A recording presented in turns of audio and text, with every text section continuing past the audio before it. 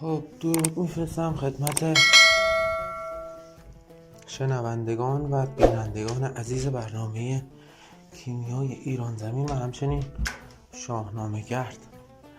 تصمیم گرفتم بخش نهم منوچهر شاه رو بخونم و صداشو بارگذاری کنم روی قسمت آخر فیلم دال تا دال، از این رو که بسیار شبیه اسم زال هست، اسم دال، و داستان نوح منوچهر شاه هم راجع به عشق زال و رودابه هست.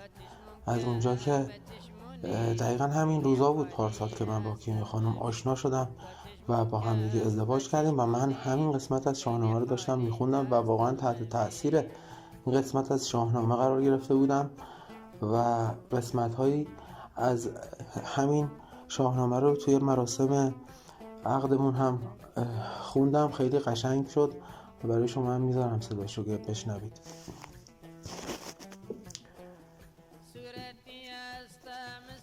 دال و زال جالب، هر دو توی کوه هم بزرگ شدن، بزرگ میشن، یعنی در واقع و جایگاه هر دوتاشون توی اوج هست همیشه.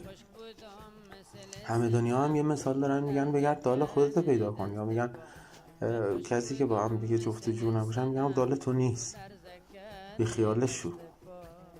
حالا از اونجا که هر کسی رو پیدا میکنید امیدوارم دال شما باشه.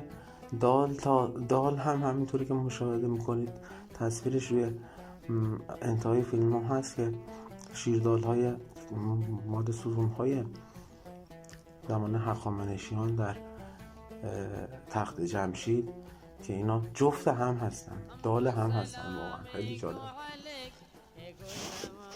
داستان